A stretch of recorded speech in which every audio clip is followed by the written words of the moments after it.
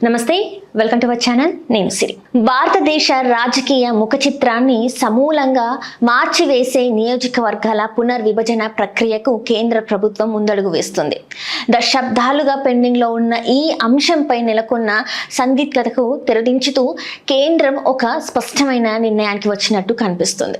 ముఖ్యంగా జనాభా ప్రాతిపదికన సీట్లను పెంచాలా లేకపోతే ప్రస్తుతం ఉన్న నిష్పత్తిలోనే సంఖ్యల్ని పెంచాలా అన్న తర్జన భర్జనల తర్వాత చివరకు అన్ని రాష్ట్రాలకు సమన్యాయం జరిగేలా ఒక మధ్య మార్గాన్ని ఎంచుకున్నట్టు తెలుస్తుంది.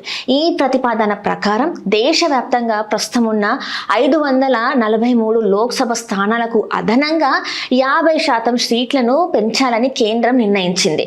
అంటే దాదాపు 277 కొత్త స్థానాలు తోడవడంతో పార్లమెంట్లో మొత్తం సభ్యుల సంఖ్య 815కి చేరుకొనుంది. నూతనంగా నిర్మించిన పార్లమెంట్ భవనం ఈ భారీ సభ్యుల సంఖ్యకు అనుగుణంగానే రూపొందించబడడం ఇక్కడ గమనార్హం. ఈ మార్పు కేవలం కేంద్రానికే పరిమితం కాకుండా ప్రతి రాష్ట్రంలోనూ ప్రస్తుతం ఉన్న ఎంపీ మరియు ఎమ్మెల్యేల స్థానాలపై ప్రభావం చూపనుంది. ఆంధ్రప్రదేశ్ విషయానికి వస్తే ప్రస్తుతం ఉన్న 25 లోక్సభ స్థానాలకు అదనంగా మరో 12 నుంచి 13 స్థానాలు పెరిగే అవకాశం ఉంది.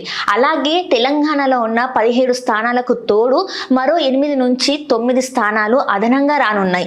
ఇక అసెంబ్లీ స్థానాల విషయానికి వస్తే ఇక్కడ కూడా 50% పెంపుదల ఉండబోతుంది. ఫలితంగా ఆంధ్రప్రదేశ్లో ప్రస్తుతం ఉన్న 175 ఎమ్మెల్యేల స్థానాలు కాస్త మరో 87 నుంచి 88 సీట్లు పెరిగి మొత్తం 263 స్థానాలకు చేరుకొనున్నాయి. ఈ పరిణామం అంటూ రాజకీయ పార్టీలకు అటు ఆశావాహులకు ఒక గొప్ప వరంగా మారబోతుంది.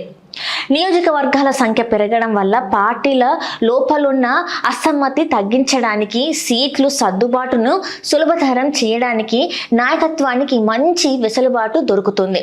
క్షేత్రస్థాయిలో ప్రజలకు మరింత చేరువయ్యేందుకు, అభివృద్ధి పనులు సమర్థవంతంగా పర్యవేక్షించేందుకు చిన్న నియోజకవర్గాలు దోహదపడతాయి.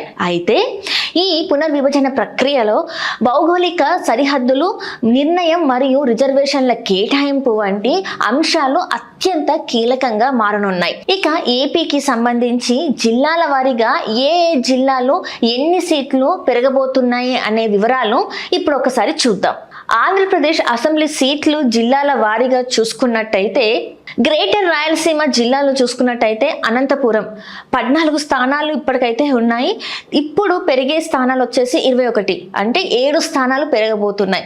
అలాగే చూసుకున్నట్టయితే కర్నూలులో 14 స్థానాలు ఉన్నాయి, పెరిగే దాంతో 21 అవుతుంది, అంటే 7 స్థానాలు పెరిగే అవకాశం ఉంది. అండ్ అలాగే చూసుకున్నట్టయితే కడపలో 10 స్థానాలు అయితే ఇప్పుడు ఉన్నాయి, పెరిగే స్థానాలతో చూసుకుంటే 15, అంటే 5 స్థానాలు యాడ్ అవ్వబోతున్నాయి అనమాట. చిత్తూరులో చూసుకున్నట్టయితే ప్రస్తుతం 14 స్థానాలు ఉన్నాయి, పెరిగిన తర్వాత 21 స్థానాలు అవుతున్నాయి, అంటే 7 స్థానాలు యాడ్ అవుతున్నాయి అనమాట. నెల్లూరులో చూసుకున్నట్టయితే ఇప్పుడు 10 స్థానాలు ఉన్నాయి, మళ్ళీ యాడ్ అయ్యేది దానివల్ల 15 స్థానాలు కాబోతున్నాయి, అంటే 5 స్థానాలు పెరగబోతున్నాయి. ఇకపోతే ప్రకాశంలో చూసుకున్నట్టయితే ఇప్పుడు 12 స్థానాలు ఉన్నాయి, పెరిగిన తర్వాత 18 స్థానాలు అవ్వబోతున్నాయి, అంటే 6 స్థానాలు యాడ్ అవ్వబోతున్నాయి. మొత్తంగా చూసుకున్నట్టయితే గ్రేటర్ రాయలసీమలో చూసుకున్నట్టయితే 74 స్థానాలకి 111 స్థానాలు పెరగబోతున్నాయి, అంటే మొత్తం 37 స్థానాలు అంటే కొత్తగా యాడ్ అవుతున్నాయి.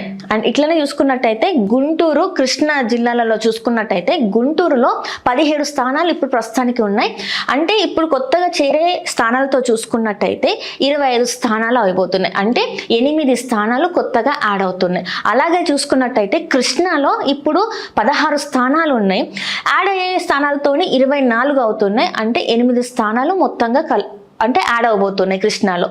మొత్తంగా చూసుకున్నట్టయితే 33 స్థానాలు ఇప్పుడు ఉన్న పరిస్థితి గుంటూరు, కృష్ణా జిల్లాలలో. మొత్తం అంటే ఇప్పుడు కొత్తగా అయ్యే దాంతో 49 అవుతున్నాయి, అంటే 16 స్థానాలు గుంటూరు, కృష్ణాలో కలవబోతున్నాయి అనమాట. ఇప్పుడు గోదావరి జిల్లాలో చూసుకున్నట్టయితే ఈస్ట్ గోదావరిలో 19 స్థానాలు ఉన్నాయి, అంటే ఇప్పుడు కలిసే స్థానాలతోనే అంటే యాడ్ అయ్యే స్థానాలు చూసుకున్నట్టయితే 28 అవుతుంది, అంటే 9 స్థానాలు కలవబోతున్నాయి అనమాట, అంటే పెరుగుతున్నాయి అనమాట.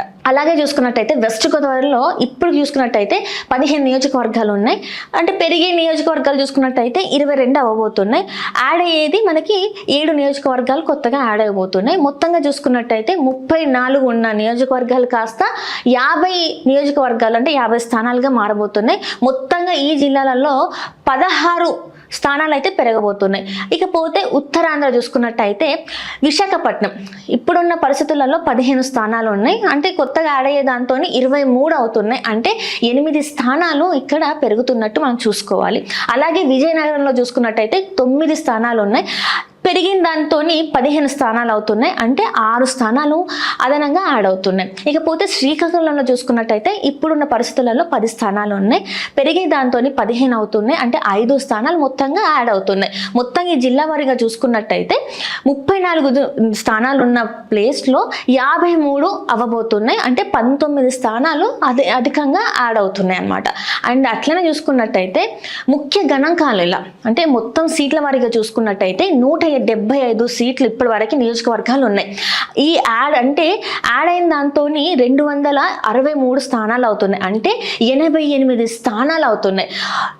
ఎలక్షన్స్ టైంలో గెలవాలి అంటే మ్యాజిక్ ఫిగర్ వచ్చేసి 132 ఉండాలి. ఇంకా ప్రతిపక్ష హోదా రావాలి అంటే 26 స్థానాలు అంటే 26 నియోజకవర్గాలు గెలిస్తే అక్కడ ప్రతిపక్ష హోదా వస్తుంది. ఇంకా అలానే చూసుకున్నట్టయితే మంత్రివర్గం ప్రస్తుతం అయితే 26 స్థానాలు అంటే మంత్రివర్గం అవ్వాలంటే 25 స్థానాలు. కానీ ఇప్పుడు పెరిగిన దాంతో చూసుకున్నట్టయితే 39 వరకు పెరుగుతుంది. ఇంకా అంటే ఎన్ని యాడ్ అయ్యాయని చూసుకున్నట్టయితే 13 స్థానాలు మనకి యాడ్ అవుతున్నాయి. ఇంకపోతే ఎమ్మెల్సీలు ప్రస్తుతం అయితే 58 ఉన్నాయి. పెంపు తర్వాత 87 నుంచి 88 వరకు పెరిగే అవకాశం ఉంది.